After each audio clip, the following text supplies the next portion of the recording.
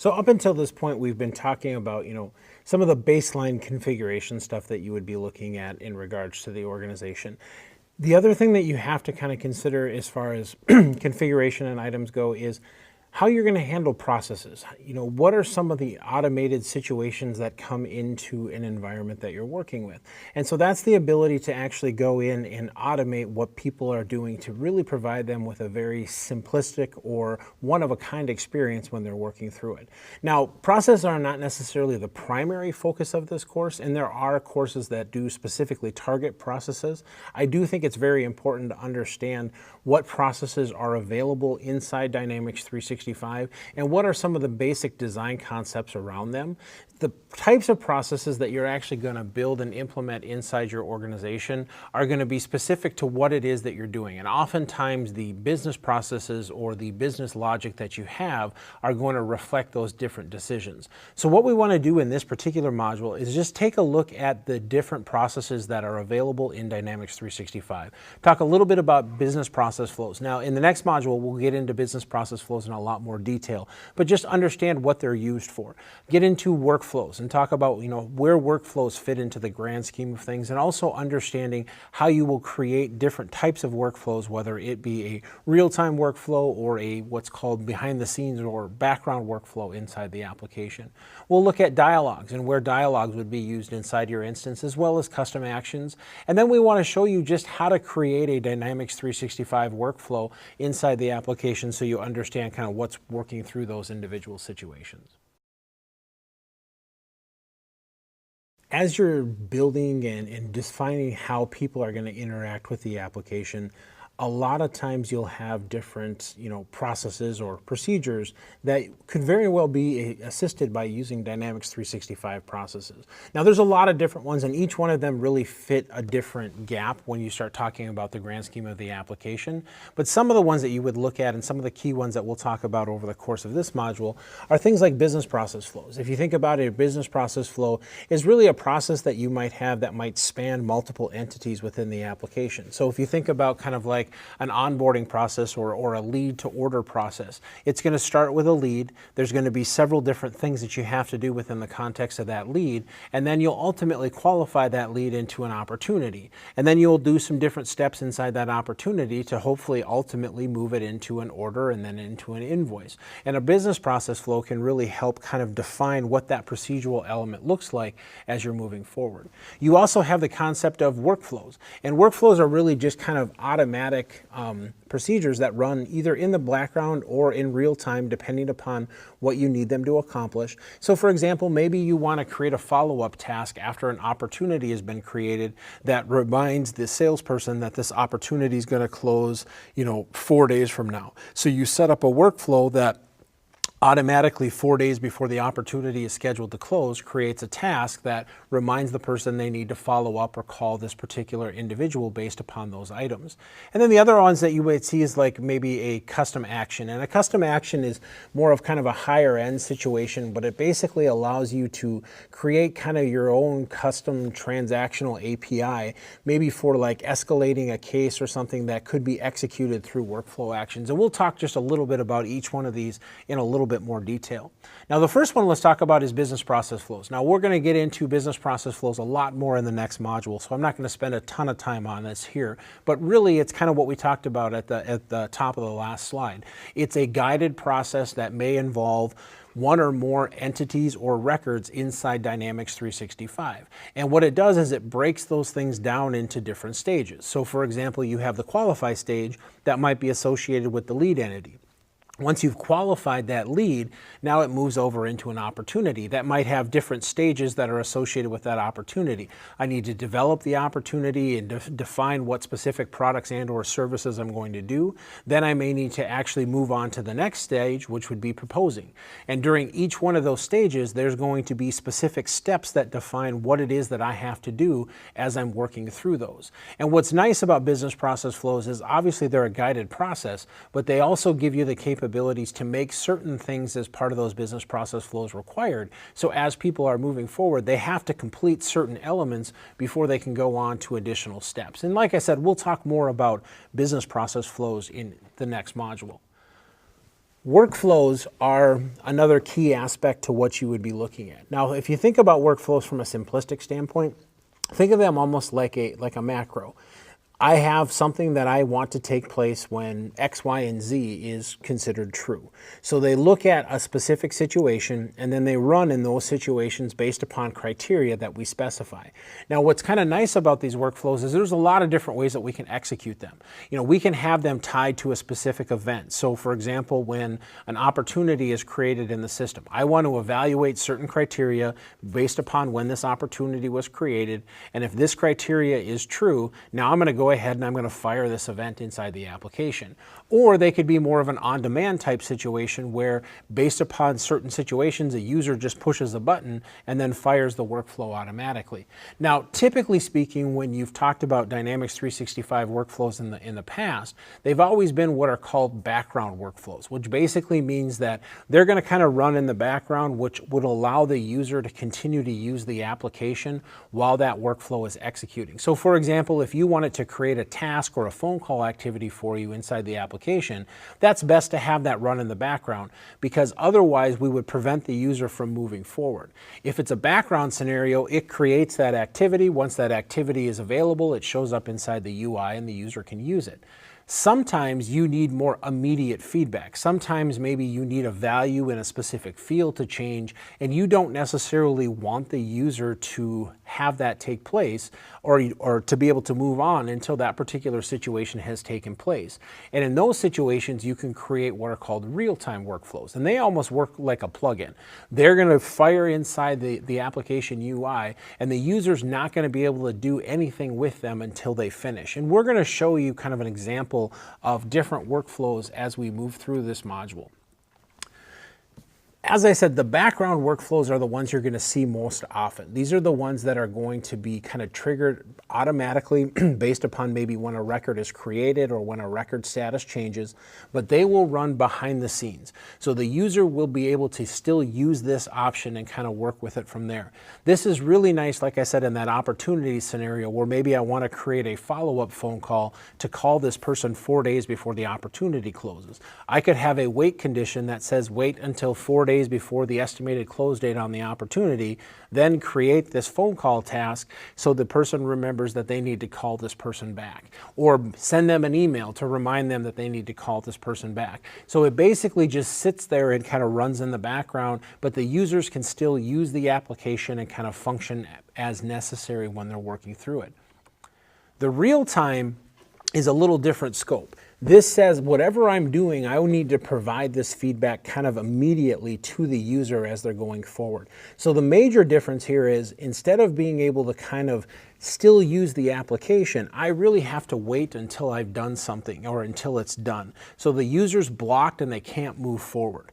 What's nice about this is this does allow you to control a little bit in regards to who the workflow is going to execute as. Traditional background workflows will always execute as kind of the owner of the workflow or the person who's created it, whereas real-time workflows can either execute as the owner of the workflow or they can execute in the context of the user that caused that workflow to fire. Now, the only major thing you have to remember with real-time workflows is they may impact system performance, or at the very least, they may give you the perception of an impact on system performance. If you already have a slower system, causing somebody to have to wait for something to take place might draw their attention to the fact that you have a slower situation. Whereas background workflows just execute. They may take, a few minutes to execute, but the user's not going to be anywhere necessarily notice that because they can still continue to work through the application. And we'll show you that a little bit when we get into the concept of real-time workflows versus traditional workflows. Dialogues are more of like a script type situation. And so if you think about almost like somebody in a call center, somebody's going to call in and you're going to open up kind of a script and you're going to ask them a series of questions. And then based upon how they answer those questions, they're going to be directed into different areas. And so what happens with this, with dialogues is they're actually, like I said, presented a script that asks them a question, and then they use what are called prompts and responses to actually enter that information in. So somebody asks me a question, I put my response into a specific area. The application is available to analyze that response, and then based upon that response, actually do something inside the application. Now, the biggest difference between dialogues and workflows is workflows can kind of trigger automatically, whereas a dialogue almost always has to be initiated as an on-demand process. But the nice thing about dialogues is it uses the same functionality and the same workflow evaluation features that a traditional workflow uses. The only major difference is they've got these concept of variables and input parameter arguments that you can use to facilitate how you want users to interact directly with that dialogue. So the biggest difference with dialogues versus workflows is dialogues don't necessarily have a waiting condition either. Dialogues, once they're initiated, the user has to interact with those dialogues and finish those dialogues before they can move on. Dialogues traditionally don't get used as much as some of the other options, particularly when you start talking about workflows and items, but they do provide kind of a nice alternative anywhere where you really need to have a very specific step-by-step or scripted process that somebody needs to follow in order to move through the application. Now, the other one that you have are custom actions. And so custom actions are situations that allow you to invoke functionality via API calls. So if you think about it, I'll kind of give you an example here. You might have a scenario where you ship orders, to different countries, or you ship orders to different states. And what a custom action would allow you to do is to capture a variety of different input parameters. So for example, maybe we don't ship certain types of products to certain countries, or we don't ship certain types of products to certain states based upon regulations that we might have. What a custom action allows me to do is to declaratively define what those situations are where I wouldn't necessarily ship that information. So I'm not going to ship this product if this product contains environmental impact situations. I can't ship it overseas for that situation. So what I can do is I can create a series of input parameters that allow me to capture exactly what it is that I'm doing. So what is the product that I'm trying to sell, and what is the state and the country that I'm trying to ship that to? And it'll evaluate those items together, and it'll say, okay, the product is this product which has environmental impacts, but it's going to this state, which is fine because they allow us to ship that situation. So it captures that information as input parameters, and then from an output parameter, it basically tells us yes or no, we can ship that information. And so what's nice about these custom actions is these allow people who have a very deep understanding of what your business logic is to build these within the application. Now, the cool thing about these custom actions is they can be run and invoked many different ways. They can be invoked from JavaScript if you want them to. They can be invoked through a workflow, but they will raise a specific message within the application as well. So you also could have a scenario where maybe you want to plug in to execute based upon when this allow shipping custom action is actually constituted within the application. The other thing that's nice with these custom actions is they can be associated with a specific entity, or they can be what are considered global custom actions, which means they're not necessarily attached to a specific entity. So now I could grab custom input parameters from different entities within the application. And so the other thing that this provides is a little bit more flexibility over a traditional workflow where you almost always have to have them associated with a specific entity inside the application. So how do these fit in, or when might you use them from inside a Dynamics 365 application? So let's take a look at business process flows first. Traditional, like a case resolution process. So a new case is maybe going to be submitted via phone call. Eventually that case is going to be, that phone call is going to be converted into a case, and then you're going to work that case through the different resolution process. And at each phase or stage of that resolution process, there are steps that need to be done. And so a business process flow is a great way to guide people kind of through that. Same type of situation from an insurance quoting standpoint. There's different checks and balances options that I have to capture during that insurance quoting process. So based upon where I'm at, there's items that I have to facilitate moving through. It's also nice, with sales processes or training tools, if you've got new users, you want to make sure that you're kind of guiding them through the way that you do business. Really, if you think about it from a business process flow standpoint, anywhere you have an outcome that you want to achieve, and there's very specific measurable steps and stages that define how you get to that outcome, a business process flow works great from those perspectives. Now, the other option would be workflows. So workflows, where you might see those is, anytime you want to trigger automatic communication. I gave the example of a follow-up phone call, or I want to create a follow-up task. But realistically, there might be scenarios where, based upon what was entered into a specific record, I want to evaluate certain situations. So maybe somebody has modified an account inside the application. I want to check to see if they've changed this field or this field. And if they have, based upon that, maybe there's other information inside that record that I need to update. So maybe I want to go ahead and make some updates to a record.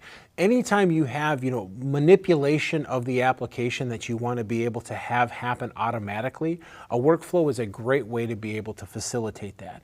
Dialogues work really good for any type of scripted scenario. So obviously agent scripts work very well, but also maybe you need to capture missing data. So maybe a lead has been entered into the application, but you're missing like an address and a phone number. Well, a dialogue could be initiated to be able to look at that lead, figure out what specific fields are missing data, prompt the user to ask for those options, and then capture that missing data. And then once they complete that situation, it would then go ahead and plug that missing data into that lead.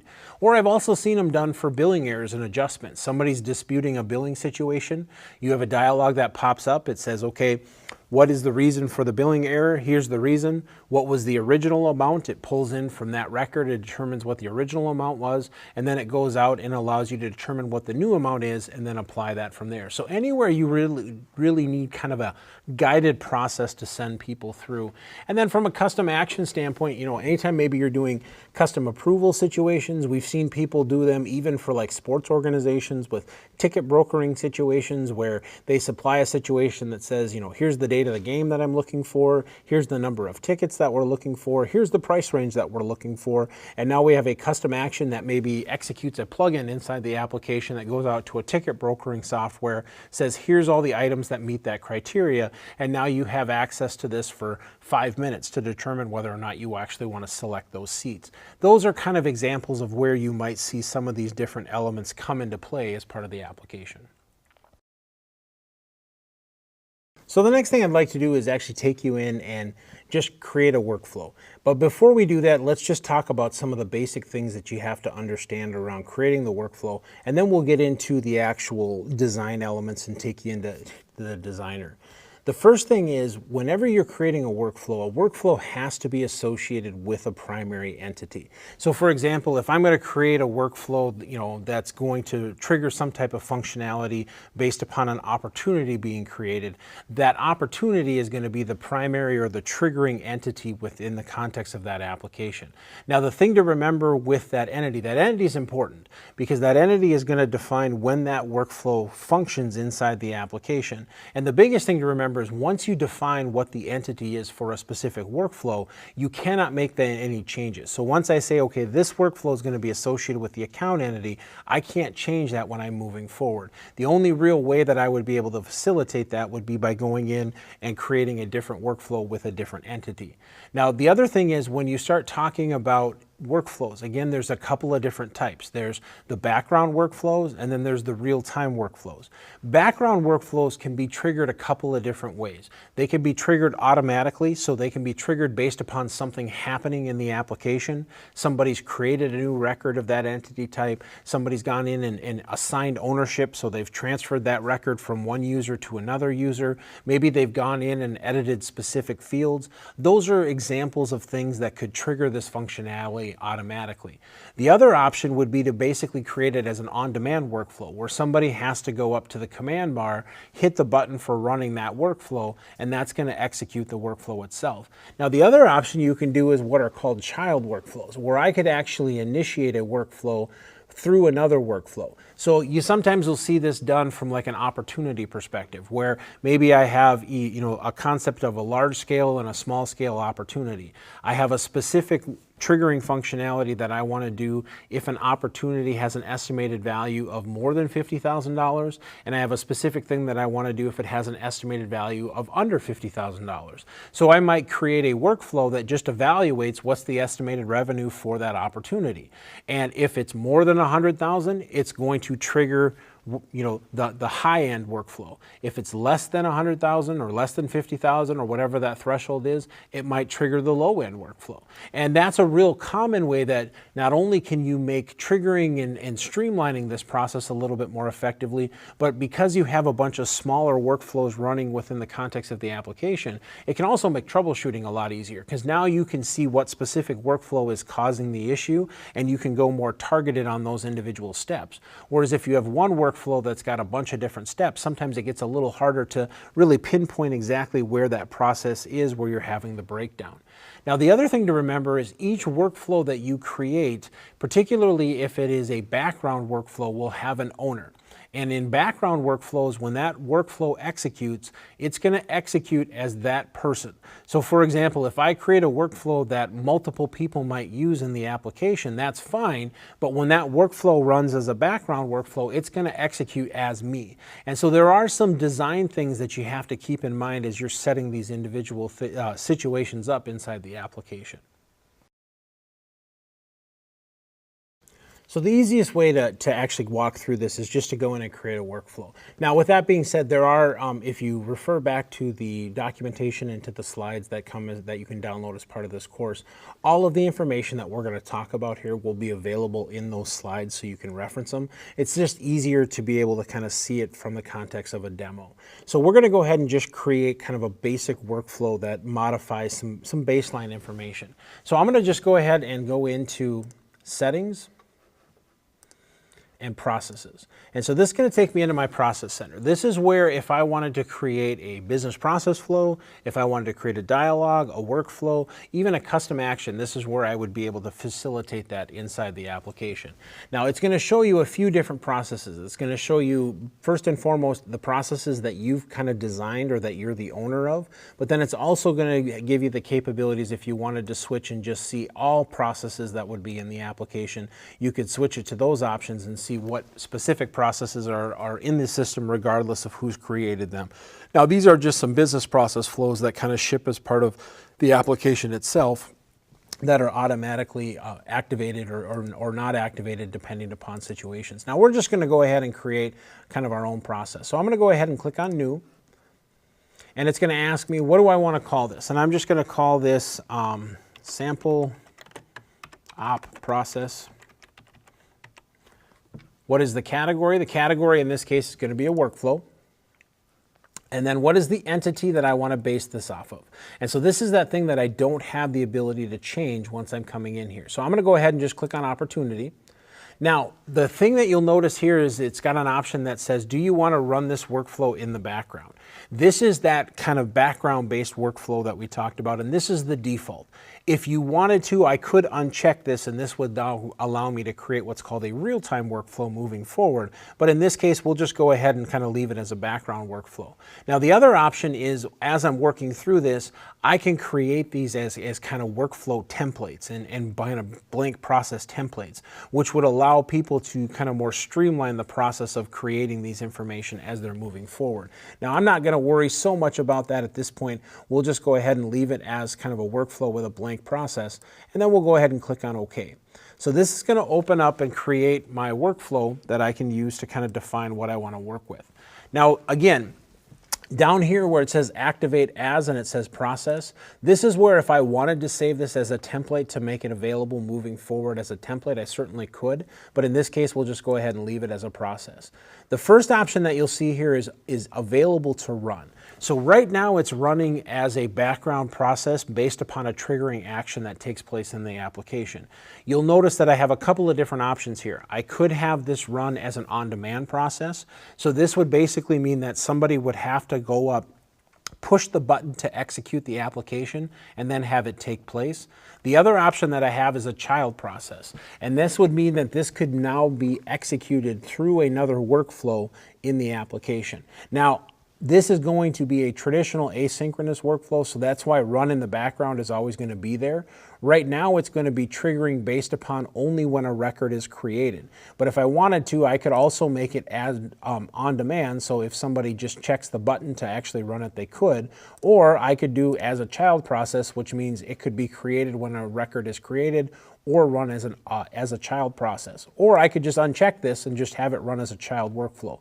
Really, you just have to look at what the situation is in regards to when you want this to run, and then that will allow you to determine which one of these specific options you may need to check or not check as you're moving forward. Now, the other thing that I want to draw your attention to is the administration tab. So if you look up here on the administration tab, this tells me that I am the owner of this workflow. So typically when you create a workflow inside Dynamics 365, you are going to be the owner of that workflow, which means that when it executes, if there's any specific functionality that it's trying to do, it's going to execute as you. So therefore, any security settings or anything like that that you may need to have in place, you need to make sure that you are defining and setting up for the person who this workflow is going to execute as. This is also a big deal when you start thinking about the scope of the workflow itself. So for example, if I come back to General, I can look over here on General and I can see that there is a scope option that is associated with this workflow.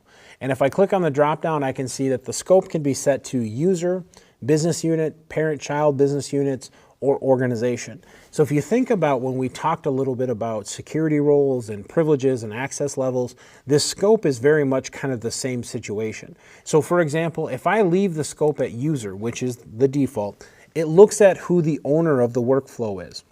And so in this situation, if this workflow is going to run whenever a new opportunity is created and the scope is set to user, this is going to run whenever I create a new opportunity inside the Dynamics 365 implementation. If somebody else creates it, it's not going to execute. So you do need to look at when you are creating these workflows, when should this take place? Should this take place only when a specific user is adding this functionality, or should this take place when somebody else inside your organization is doing something? And that's where you can now define the scope. So if I were to set this to business unit, now anytime a user who belongs in the same business unit as myself, since I'm the owner, actually creates a record, then it's going to go ahead and constitute that in the application. The one that you'll probably see most often would be organization. So now from an organizational standpoint, anybody who creates a new opportunity inside Dynamics 365 is going to have this process run automatically within the system. Now, what I can do here is, this is where I configure my triggering actions. So right now it's when a record is created, but I could do this when a record status changes. So if somebody closes an opportunity, that's considered a status change. Would I want this opportunity, or would I want this workflow to execute? Or maybe a record is assigned. So I have an opportunity that is associated with my account, but now I'm going to go ahead and I'm going to assign that opportunity to somebody else in the system. Do I want this process flow to run? This would give me the capabilities to facilitate that. And then finally, the other option that you would see here would be record field changes. So in this situation, when I go to field changes, this is where I can actually look at specific fields inside the application and say, okay, if somebody modifies this field or this field, now I want this workflow to execute. And this is really nice, particularly when you're looking at changing of individual situations, because you wouldn't necessarily want this to run every time the record is changed. You would only want it to run when specific fields have been updated. And this now gives you the ability to kind of constitute when that process or when that change might take place inside the system itself. And then finally, the other option that you have is when a record is deleted. So somebody is going to delete a record inside the application. What do I want to take place as I'm moving forward with that? So this is where you would kind of define, okay, what is going to be the action or the situation where this workflow is going to take place? And it's a combination of the different items that you'd be looking at. In this case, we'll say we're going to let this run anytime anybody inside our organization is creating a new opportunity inside Dynamics 365. So now I can build my workflow. And so if I come down here, this is my workflow edit area or design area. And one of the options that we see in here is this add step concept. And so when I click on add step, these are the different steps that are available to me from a workflow perspective. And I'm going to just scroll down here just a little bit so you can see this a little bit better. So the first thing that you'll see is I have what are called kind of check conditions, and I have wait conditions. So realistically, maybe I want to check something out first. So when somebody creates an opportunity, do I want to look at the estimated revenue? And if the estimated revenue is above a specific amount, do I want something to happen or do I not want something to happen? The nice thing about the check condition scenario is I can add different conditions. So I can say, look to see if this condition is true. If this condition is true, do this. If it's not, check to see if another condition is true, and then I can start working my way down the process. The other option that I have is a wait condition, and this is only available because of the fact that this is a background workflow. But this is now saying, okay, I want you to wait for specific criteria to be met, and then based upon that criteria, I want you to go ahead and facilitate execution of something inside the application. Now in this case, I'm going to just go ahead and say check condition, and now we're going to configure our condition. So this is going to say check for let's say check for above 50,000 revenue. Now I'm going to click to configure my condition, and I'm going to say, okay, if something takes place, so in this case, if the opportunity has an estimated revenue, so I'm going to go down to estimated revenue, and if that estimated revenue is greater than or equal to $50,000, I want to do something. So now I'm going to save and close this condition. And now I have to define what it is that I want them to do. So maybe in this case, I just want to create a follow-up phone call inside the application. So in this case, if the opportunity is greater or equal to 50,000, I want to create a phone call. So I'm going to click this option here that says select this row and click add step. I'm going to add a step, and now I'm going to define whatever this is that I want to do. So I could create a new record inside the application. I could use update record, which would go in and update this existing opportunity based upon my criteria. I could assign the record to somebody else. I could send an email to somebody. If I had a child workflow that I wanted to process or create, I could start a child workflow. Maybe I have a custom action inside the application that I want to execute. I could kind of do that as well. In this case, we'll just go ahead and create a new record, and we're going to specify what type of record we want to create. So when I click on the drop-down arrow here, I'm going to say that I want to create a phone call. So I'll find the phone call entity. Then I'm going to go ahead and hit Set Properties, and I'm going to define what specific scenario I want to create for this phone call. So this phone call is just going to be called Follow-Up Call. The call is going to have to come from the owner of the opportunity. Now, in this case, the owner of the opportunity is going to change based upon whoever created that opportunity in the system. So this is where I can do what are called dynamic values. And so what I can do in here is by selecting call from, I can actually come over into this what's called Form Assistant. And this Form Assistant allows me to look for specific information as part of the application.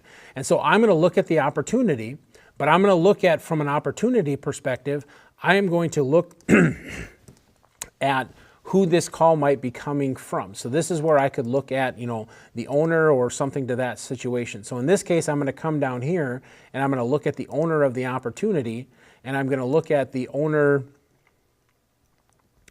created by. And now we're going to go ahead and hit add and OK. And this now says that it's coming from the owner of the opportunity. Now I could say, who am I calling? Well, I'm going to be calling the opportunity potential customer. And so now I can hit add here, and then if I wanted to, I could define a default value, but in this case, we'll just hit add and we'll hit OK. And now it's saying that we are calling the potential customer who is set to this opportunity. And then what phone number do we want to call? This is where I could now come in and I could look at specific situations based upon who the customer is, and I could define maybe the phone number field that I wanted to work with. Or in this case, I could come up here, I could now look at related records, and I could say, okay, look at the account that's associated with this opportunity and find the phone number that we want to call. So we'll come down into here and we'll look at the phone number. And let's just say,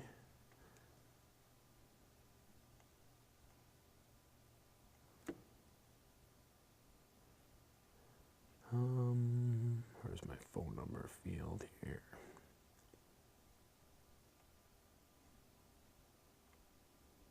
Here we go, we'll just do address 1, telephone.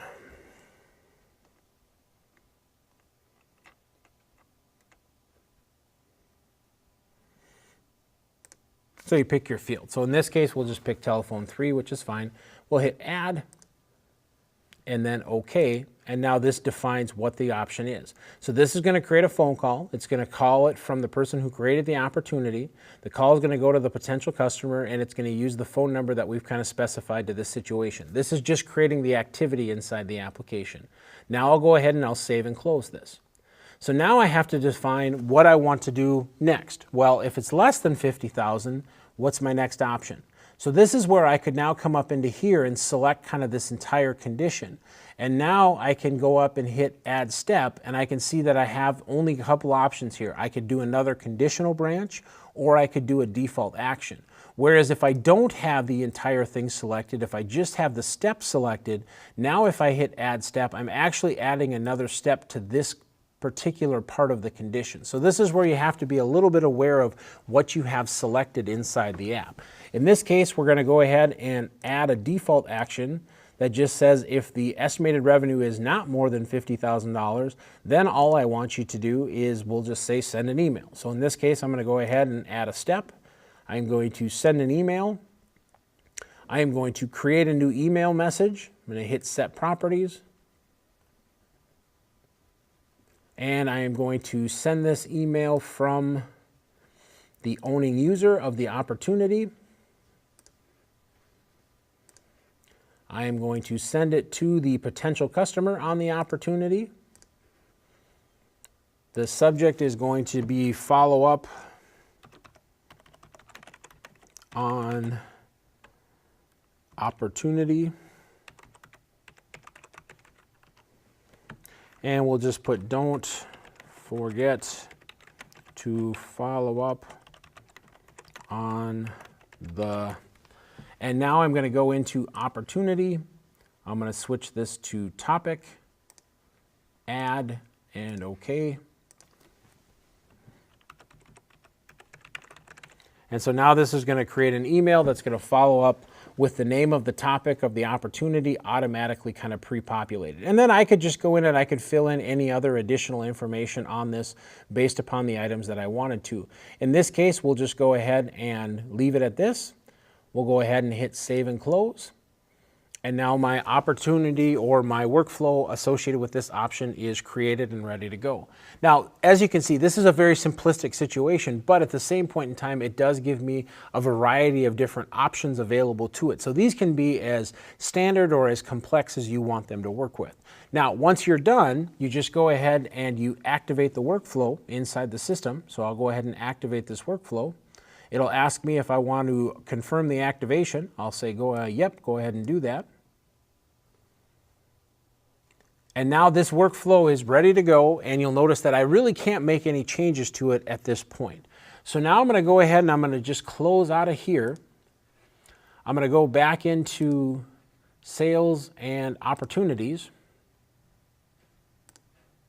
I'm going to create a new opportunity inside the system. And I'm going to create this opportunity as a small scale opportunity and have it send an email to the individual person. Let's give us just a second. So now I'm going to go back into and create a new opportunity.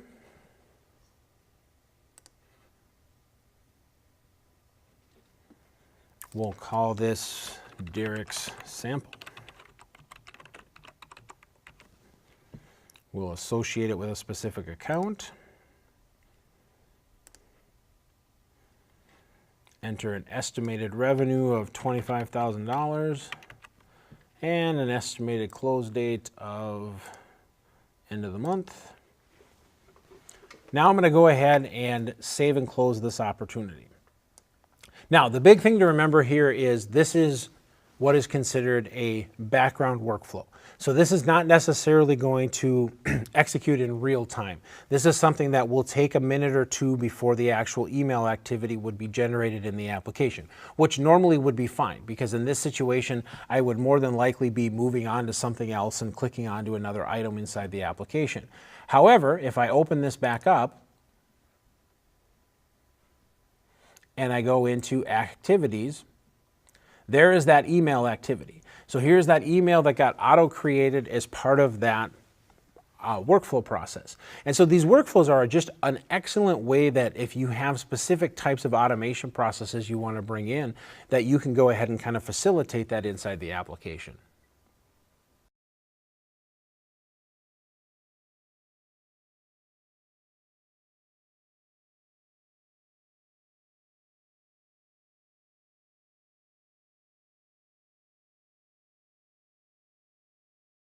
So in this situation, what do I want to take place? So it's the same type of concept. The difference here is what I want to do is I want to hit convert to real-time workflow. So what this is going to do is rather than having this run in the background, this is actually going to run in a situation where it's going to run kind of automatically, and it's going to kind of prevent users from doing anything with it.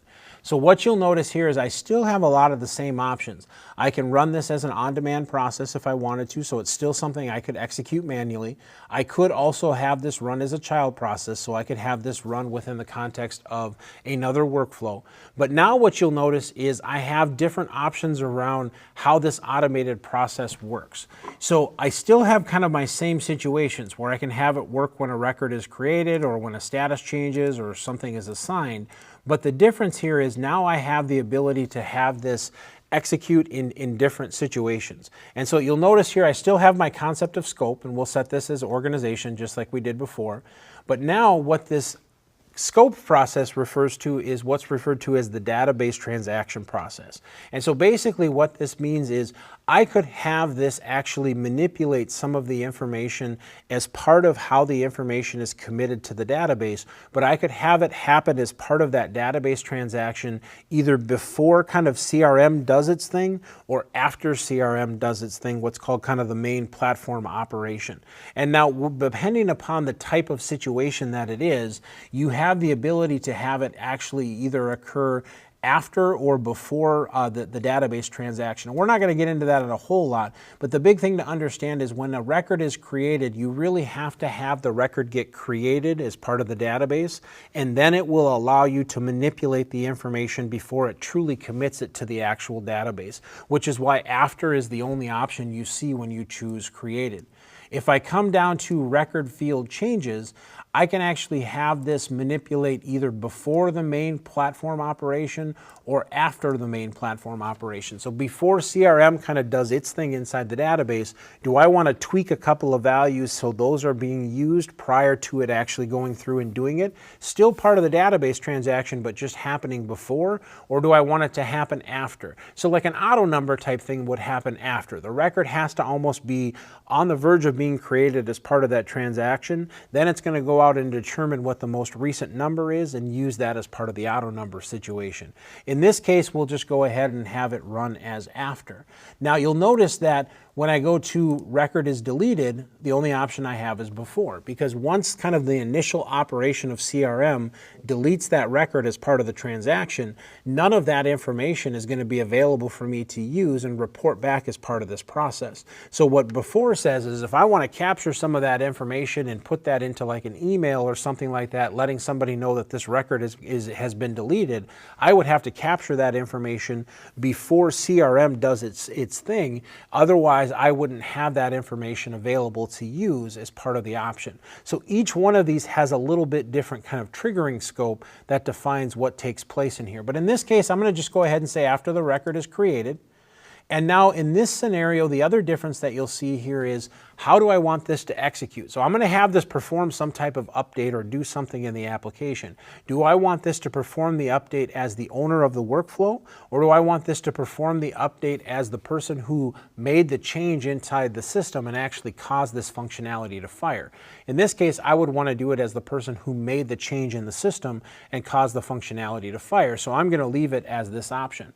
So now I'm going to go ahead and just add a step and says, okay, what do I want to do? So just like I had before, I have my condition options. We'll give this just a second here. Scroll down so you can see it a little bit better. I'm going to check condition.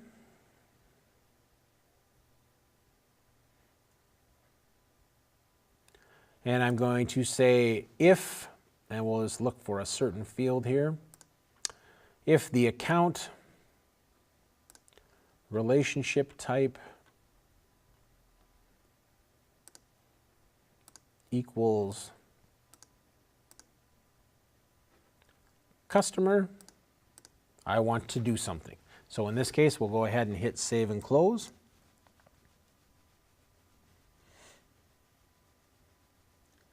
And what do I want to do? In this case, I'm going to go ahead and select row to add a step. And in this case, I'll go ahead and add a step. And I'll say I want to update the account record. So I'm going to click on update record. It'll assume that because this was fired off of the account entity that this is the entity I want to update. That's totally fine. So I'm going to go ahead and hit set properties. And I'm going to define what specific fields I want to update inside the application itself. So in here, I could go ahead and define what specific items I want to update. Now, just for simplistic purposes within this scenario, I'm going to come down in here and I'll set the industry to, let's just say, consulting, just so you can kind of see how that process works. Normally, I'd probably have some other conditions in there, but in essence of time, you can kind of get the idea. I'll hit save and close.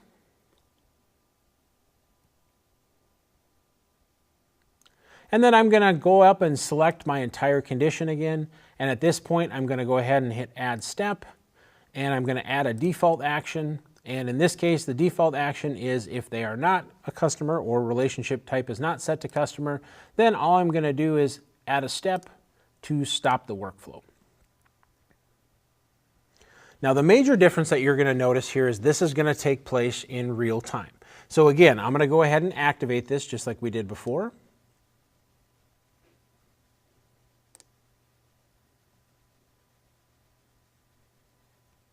Once my process is activated, now I'm going to go ahead and close out of here. I'm going to go back into sales and accounts. I'm going to add a new account.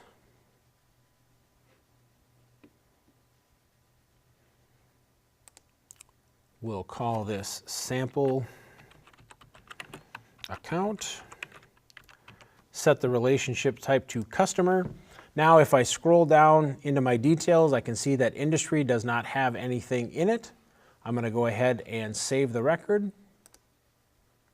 Oh, put in an account number.